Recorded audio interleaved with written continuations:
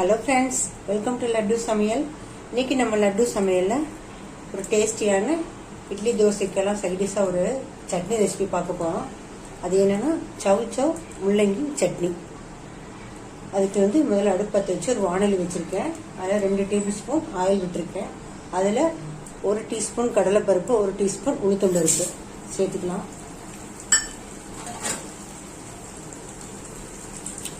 பொரியட்டும். பொரிஞ்சிருச்சு. இதில் ஒரு 15 சின்ன வெங்காயம் கட் பண்ணி உருட்டி வச்சுருக்கேன், போட்டுக்கோங்க. நீங்கள் பெரிய வெங்காயம் போட்டாலும் ஒரே ஒரு பெரிய வெங்காயம் போட்டுக்கோங்க.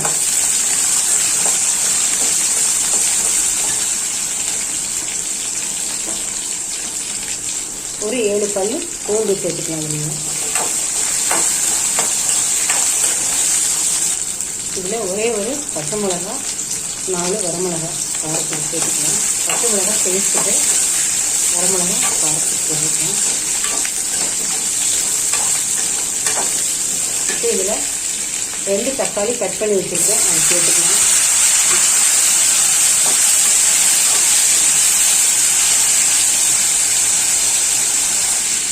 இப்போ இதில் நான் ஒரு சின்ன சைஸு சவுச்சவ் கட் பண்ணி வச்சுருக்கேன் பொடியாக.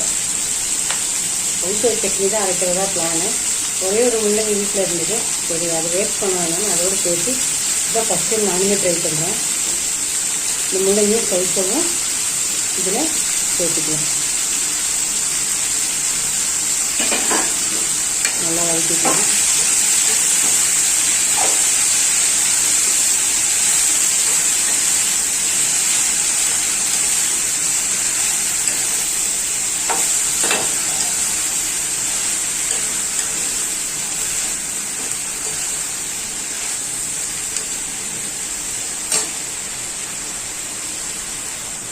இப்போ இதில் கொஞ்சமாக கருவேப்பிலை சேர்த்துக்கலாம். கொஞ்சமாக மல்லித்தலை சேர்த்துக்கலாம். ஒரு சின்ன நெல்லிக்காய் சைஸ் புளி சேர்த்துக்கலாம். சேர்த்துட்டு நல்லா வதக்கிக்கலாம்.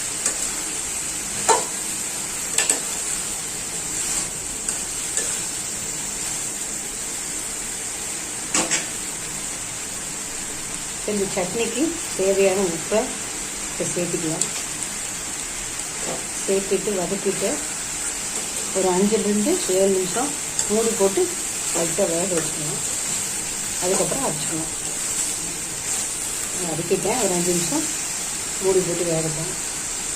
இதில் 2 டேபிள் ஸ்பூன் தேங்காய் துருவல் சேர்த்துக்கேன். இது ஆப்ஷனல் தான், அது என்ன போட்டுக்கோங்க, இல்லை வேண்டாம், நான் சேர்த்துக்கிறேன். சேர்த்துட்டு நான் இதில் வதக்கி விட்டுட்டு ஒரு 5 நிமிஷம் மூடி போட்டு வேக வச்சுக்கணும். ஒரு 7 நிமிஷம் நல்லா வதங்கிடுச்சு.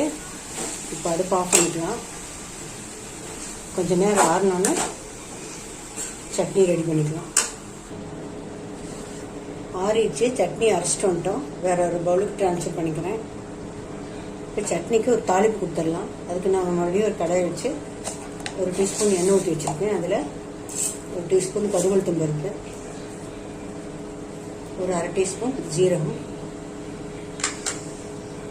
கொஞ்சமாக வெங்காய பவுடர் பொரியட்டும். கடுகு சீரகம் பொரிஞ்சிடுச்சு. கொஞ்சமாக கருவேப்பிலை போட்டுக்கலாம்.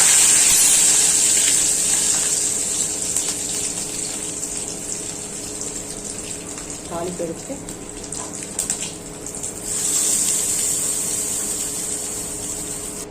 அவ்வளோதான். தாளித்து சட்னியில் ஊற்றிட்டோம். டேஸ்டியான சவ் முள்ளங்கி சட்னி ரெடி ஆயிடுச்சு. நீங்களும் இதே மாதிரி செஞ்சு பாருங்கள். பிடிச்சிருந்தா லைக் பண்ணுங்கள், ஷேர் பண்ணுங்கள், கமெண்ட் பண்ணுங்கள். என்னோட சேனலை சப்ஸ்கிரைப் பண்ணுங்கள். தேங்க்ஸ் ஃபார் வாட்சிங்.